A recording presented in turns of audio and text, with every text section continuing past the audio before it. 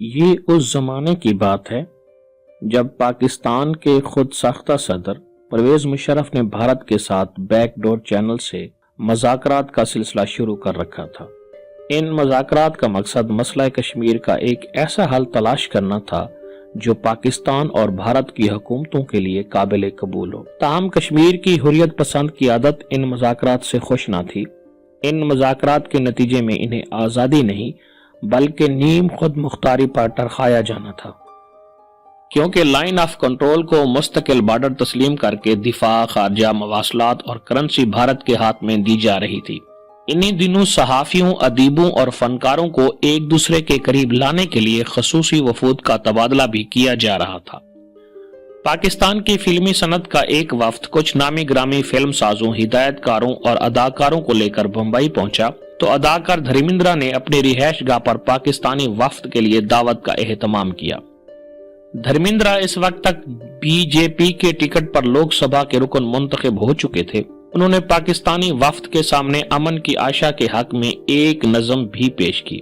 پاکستانی وفد کے ارکان نے اس نظم کے ہر شعر کی تعریف میں زمین و آسمان کے کلابے ملا دیے، لیکن ایک پاکستانی نوجوان بالکل خاموش رہا۔ اس نے دھرمیندرا کی نظم سن کر اس کے گھر کی چھت کو گھورنا شروع کر دیا۔ کھانا شروع ہوا تو دھرمیندرا نے سب پاکستانیوں کی پلیٹوں میں پالک، پنیر اور بینگن کا بھرتا ڈالنا شروع کر دیا، لیکن ایک پاکستانی نوجوان اپنی نشست پر ہی بیٹھا رہا۔ اس نے کچھ کھانے پینے سے معذرت کر لی۔ دھرمیندرا نے ایک پاکستانی فلم ساز سے پوچھا کہ یہ خوبصورت سا نوجوان کون ہے جو کچھ بولتا بھی نہیں اور کھاتا پیتا نہیں۔ فلم ساز نے بتایا کہ یہ ہماری فلم انڈسٹری کا سب سے بڑا سپر اسٹار شان ہے۔ دھرمیندرا فوراً شان کے پاس آئے اور پوچھا کہ آپ کچھ کھا پی نہیں رہے۔ شان نے جواب میں کہا کہ وہ اپنے ملک کے وفد کے ساتھ بھارت تو آگے ہیں اور بھارت کے ساتھ بلا وجہ کی لڑائی جھگڑوں پر بھی یقین نہیں رکھتے، لیکن سمجھ نہیں آئی کہ یہ وفد آپ کے گھر کیا لینے آیا ہے۔ دھرمیندرا نے حیرانگی سے پوچھا کہ کیا مطلب؟ شان نے بڑے سنجیدہ لہجے میں کہا، دیکھیے میں آپ کے گھر میں کھڑا ہوں لیکن میں آپ کے گھر میں کچھ نہیں کھاؤں گا، کیونکہ آپ کے بیٹے سنی دیول نے اپنی فلموں میں میرے ملک پاکستان کے خلاف صرف ڈائیلاگ نہیں بولے بلکہ گندی گالیاں دی ہیں۔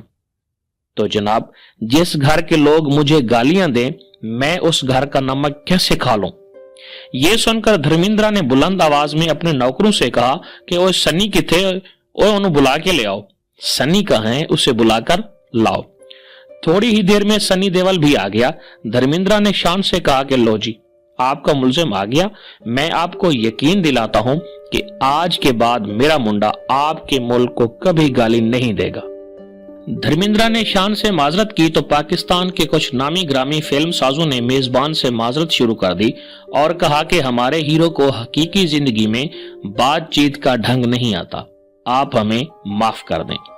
اگلے دن پاکستانی وفد کی بھارت کے معروف فلم ساز یش چوپڑا سے ملاقات تھی۔ یہاں پر بھی شان خاموش تھا۔ یش چوپڑا نے پوچھا کہ ہیرو صاحب آپ اتنے خاموش کیوں ہیں؟ شان نے جواب میں کہا کہ میں بولوں تو مصیبت، نہ بولوں تو بھی مصیبت۔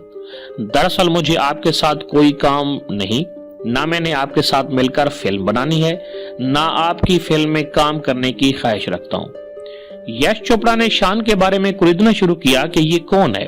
اسے پتا چلا کہ یہ ریاض شہد کا بیٹا ہے جنہوں نے کشمیر کی تحریک آزادی پر یہ امن کے نام سے فلم بنائی تھی، اور شان کی والدہ نیلو بھی اپنے زمانے کی مشہور اداکارہ تھی۔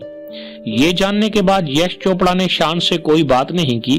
پاکستان کی فلمی صنعت کا یہ وفد واپس آ گیا اور اس کے بعد کچھ پاکستانی اداکاروں اور گلوکاروں کے لیے بھارتی فلموں کے دروازے کھول دیے گئے، لیکن شان کے لیے پاکستان میں کچھ دروازے بند ہو گئے۔ پاکستان کی اندھی محبت میں گرفتار یہ اداکار چاہتا تو اپنے دل کی بات کو دل ہی میں چھپا کر بہت کچھ حاصل کر سکتا تھا، لیکن اس نے اپنے باپ کی طرح کشمیر کی تحریک آزادی پر فلمیں بنانے کے منصوبے بنانے شروع کر دیے۔ شان کو راہ راست پر لانے کے لیے پرویز مشرف نے ذاتی طور پر اس کے ساتھ قربت بڑھائی، اسے وزیر ثقافت بننے کی پیشکش کی، لیکن شان کا کہنا تھا کہ میں ایک اداکار ہوں، مجھے اداکار ہی رہنے دیں۔ ایک دن ایک تقریب میں مشرف صاحب نے ناچنا شروع کیا تو شان کو بھی اپنے ناچ میں شامل کر لیا۔ शान का मुशर्रफ के साथ ये नाच कुछ लोगों के दिल पर नक्श हो गया और उन्होंने शान को भी अपना मुखालिफ समझना शुरू कर दिया। हालांकि आजकल मुशर्रफ की बाकियात आपको पाकिस्तान की तमाम बड़ी सियासी जमातों में चहकती और महकती नजर आती है। मैंने शान के ये किस्से आपको इसलिए सुनाए कि मैं 2 दिन से दुबई में हूँ। आज सुबह मुझे नाश्ते के दौरान एक भारतीय मुसलमान मिल गया। उसने मुझे पहचान कर कहा, भाई साहब, आप पाकिस्तान के फिल्म एक्टरों और सिंगर्स तक भारतीय मुसलमानों का एक पैगाम पहुंचा दें। हमारी आपके एक्टरों और सिंगर से गुजारिश है कि खुदारा ऐसी किसी भारतीय फिल्म में काम ना किया करें जिसमें हम मुसलमानों की तज़हीक की जाती है। इस भारतीय मुसलमान ने कहा कि शाहरुख खान की फिल्म रईस को देखकर हमें शर्म आती है, क्योंकि फिल्म का मरकजी किरदार शाह खान भी मुसलमान और हीरोइन मेहरा खान भी मुसलमान, लेकिन दोनों ने अपने किरदारों के जरिए मुसलमानों की तज़हीक की है। मैंने अपने इस मुसलमान भाई को याद दिलाया कि इसी शाहरुख ने माय नेम इज खान भी तो बनाई थी और मुसलमानों पर दहशतगर्दी के इल्जामात का जवाब भी दिया था, लेकिन भारतीय मुसलमान भागकर अपनी बीवी को भी बुला लाया और दोनों ने इंतहाई दुखी लहजे में कहा कि शाहरुख खान ने बीजेपी के दबाव से निकलने के लिए मुसलमानों के खिलाफ फिल्म बनाई है, वरना एक पाकिस्तानी एक्ट्रेस के साथ इस फिल्म की भारत में रिलीज न होती। फिर मैंने इन दुखी मियां बीवी को बताया कि हमारा एक एक्टर ऐसा भी है जिसने मुंबई में धर्मेंद्र से उसके घर में माफी मंगवाई और उस एक्टर का नाम है शान। ये सुनकर दोनों मियां बीवी ने कहा कि शान को हमारा सलाम कहिएगा, वो सिर्फ आपकी नहीं हमारी भी शान है।